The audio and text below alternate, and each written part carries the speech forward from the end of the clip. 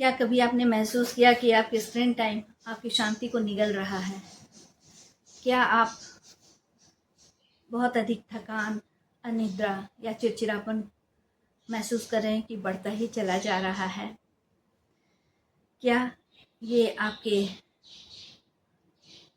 Screen time के excessive use का तो नतीजा नहीं है? नमस्कार दोस्तों, मैं डॉक्टर ऋचा पाठक पॉजिटिव हेल्थ सेंटर में आपका हार्दिक स्वागत और अभिनंदन करती हूँ। हमारे आज की चर्चा का विषय है डिजिटल ओवरलोड के कुप्रभाव से कैसे बचें। हम लोग धीरे धीरे डिपेंडेंट होते ही जा रहे हैं, क्योंकि ये समय की मांग है। चाहे वो ऑफिस वर्क हो, स्कूल का काम हो, कोई भी एकेडमिक से लेकर प्रोफेशनल से लेकर बिजनेस से लेकर हर किसी को धीरे धीरे इसकी निर्भरता होती जा रही है, क्योंकि हमारा सब काम, चाहे बैंक हो, हर चीज़ जुड़ा हुआ है इससे। तो पहले की तरह हम अगर ये सोच रखें कि अगर हम मोबाइल को यूज़ नहीं करेंगे या लैपटॉप को यूज़ नहीं करेंगे तो ये इम्पॉसिबल है, क्योंकि हम एक कदम भी आगे नहीं बढ़ पाएंगे। लेकिन इसका ये मतलब नहीं है कि हम इसके व्यसनी हो जाए, हम इसके एडिक्टेड हो जाए, क्योंकि इसके ओवरलोड का बहुत नकारात्मक प्रभाव हमारे शारीरिक और मानसिक स्वास्थ्य पर पड़ता है। तो आखिर कैसे हम समझ पाएंगे कि हम डिजिटल ओवरलोड के शिकार हो रहे हैं? तो इसके कुछ 2-3 ऐसे सिम्टम्स हैं जिसके आधार पर आप समझ सकते हैं कि आप डिजिटली ओवरलोड के शिकार हो रहे हैं। क्योंकि इसका जो सबसे पहला असर पड़ता है वो हमारी नींद की गुणवत्ता पर पड़ता है। और उसका कारण ये है कि जब हम कोई भी डिजिटली हम इन्वॉल्व होते हैं, चाहे वो मोबाइल हो, लैपटॉप हो, टीवी हो, तो उससे जो एक ब्लू रेज निकलता है, एक्चुअली उसको हम लोग ऐसे नंगे आंखों से देख नहीं सकते हैं, वो इतना सूक्ष्म होता है, बट उसका जो सीधा असर है वो हमारे शरीर में नींद को मेंटेन करने का एक हार्मोन होता है, मेलाटोनिन। वो उसको बहुत ही बैडली डिस्टर्ब करता है, वो उसको बाधित करता है, वो उसको दबाता है, जिसकी वजह से हमारी जो स्लीप की क्वालिटी है या नींद की गुणवत्ता है उसमें कमी आने लगती है। और जो हम प्रॉपरली सही तरीके से सो नहीं पाते हैं तो उसका डायरेक्ट असर हमारे मानसिक और शारीरिक स्वास्थ्य पर पड़ता है। हम एंजाइटी के शिकार होने लगते हैं, हम इरिटेट होने लगते हैं छोटी छोटी बातों में, और हमारे डिप्रेस्ड हो सकते हैं, बीपी हम पर इसका असर पड़ सकता है, शुगर लेवल पर इसका असर पड़ सकता है, हमारे पूरे एज ए होल हेल्थ पर इसका नेगेटिव असर पड़ता है। और ये क्यों होता है? क्योंकि हम ज़रूरत से ज़्यादा यानी ओवरलोड कर रहे हैं डिजिटली, जिसका नेगेटिव असर हमारे स्लीप पर पड़ रहा है, उसकी गुणवत्ता कम हो रही है। और दूसरा क्या है, जो हम लगातार उसको यूज़ कर रहे हैं तो हम डिजिटली फटीग, थकान का अनुभव करते हैं। और कैसे पता चलेगा कि हम डिजिटली थके हुए हैं?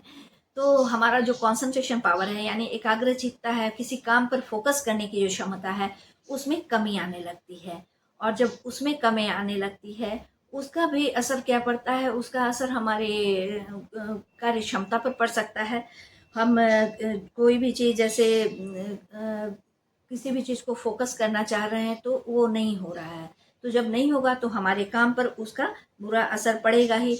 हम और जब हमारा काम सही तरीके से नहीं होगा तो वो हमारे मूड को प्रभावित करेगा, उसकी वजह से हमारा मूड स्विंग्स भी होने लगता है।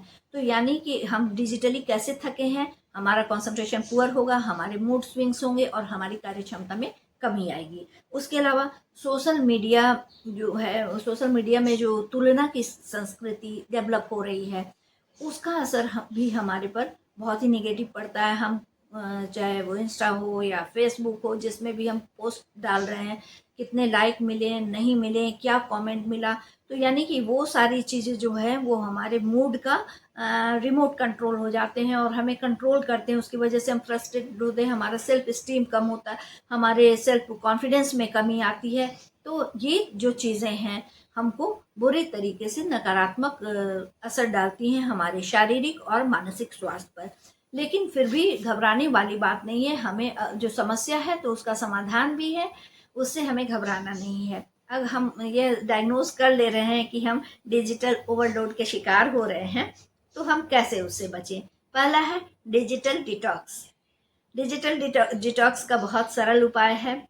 आप जितना भी वक्त लगाते हैं अपने आप को स्क्रीन टाइम देते हैं, चाहे वो आपका लैपटॉप हो, मोबाइल हो, जो भी चीज दे रहे हैं, अपने स्क्रीन टाइम दे रहे हैं, उसमें शुरुआत कीजिए 1 घंटा एवरेज आप उसको कम कीजिए।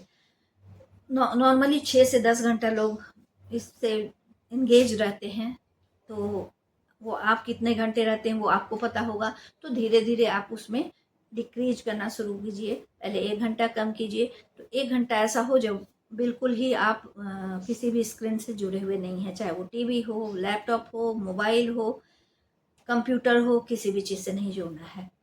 तो ये एक उपाय है, क्योंकि सडन आप नहीं कुछ कर सकते हैं और बुरी तरह से आप उससे निकल भी नहीं सकते, क्योंकि आपका सारा काम उसी से जुड़ा हुआ है। लेकिन थोड़ा बहुत तो उसको कम किया जा सकता है। दूसरा, नो फोन जोन बनाइए। नो फोन जोन का मतलब है कोई ऐसा वक्त हो जिस समय फ़ोन से आप बिल्कुल दूर रहें। और इसकी शुरुआत आप ऐसे कर सकते हैं, आप खाने के टेबल पर अपने से फ़ोन को बिल्कुल दूर रखिए। सोने समय जाएं, आप एकदम अपने आप से कोसों दूर रखिए फ़ोन। और उस समय आप कितना भी ज़रूरी हो, आपको फ़ोन से अपने आप को बचाना है। तो इस तरह नो फ़ोन जोन को आप डेवलप करके अपने काम के अनुसार ही उसका इस्तेमाल करेंगे, बहुत ज़्यादा उसको इस्तेमाल नहीं कर पाएंगे। एंड थर्ड, माइंडफुल तरीके से।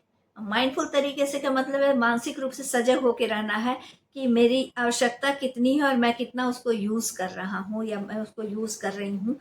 तो आपको जब ये पता चलेगा, उसके अकॉर्डिंग आप अपने स्क्रीन टाइम को डिक्रीज कर सकते हैं और कितना ज़रूरी है उसके हिसाब से बहुत ज़्यादा डिक्रीज कर दिया और पता चला उसका असर आपके वर्क प्लेस पर, आपके काम पर, आपके अचीवमेंट पर पड़ रहा है, तो ये बहुत समझदारी नहीं होगी। तो माइंडफुल तरीके से आपको इसको इस्तेमाल करना है।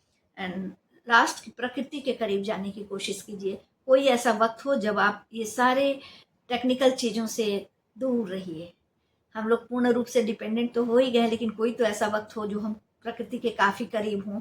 सुबह का वक्त ऐसा इसके लिए बेस्ट होता है। अर्ली मॉर्निंग उठिए, walking, yoga, meditation, physical exercise कुछ भी कीजिए, गाना, भजन, ये सब ज़रूर करना चाहिए। कोई ऐसा वक्त जो हम परमात्मा के ज़्यादा करीब महसूस करें, और उस समय इस तरह की चीज़ें हमसे जितनी दूर रहेंगी अच्छा होगा। अगर शाम को किसी को वक्त मिल रहा है तो शाम को भी जाइए आसपास।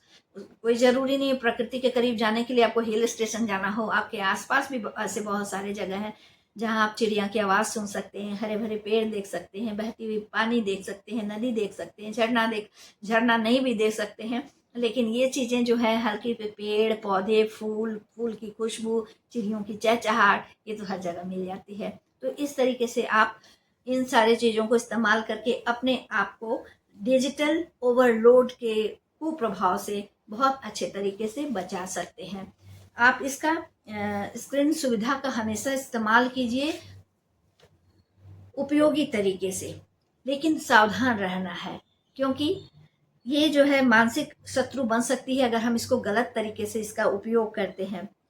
आपको सोच समझ कर इसका उपयोग करना है, लेकिन जब ये आपके स्वास्थ्य की कीमत इससे चुकानी पड़े, तो ऐसे में इससे दूरी बनानी बहुत ही ज़रूरी हो जाती है। आपको इस तरह के वीडियोज़ अच्छे लगते हैं तो लाइक कीजिए, कमेंट बॉक्स पर अपने विचार दीजिए, अपने सोच को बताइए। आप अपने सुझाव दे सकते हैं इसमें, और लोगों को शेयर कीजिए ताकि लोग इस तरह की चीज़ों को सोचें, समझें और हो सके तो इस विषय में कदम उठाएं। और हाँ, अब तक आपने PSC पॉजिटिव हेल्थ सेंटर अपने इस चैनल को सब्सक्राइब नहीं किया है तो सब्सक्राइब कीजिए, ताकि हम और आप मिलकर मानसिक स्वास्थ्य की दुनिया में एक अगला कदम बढ़ाएं। धन्यवाद, नमस्कार।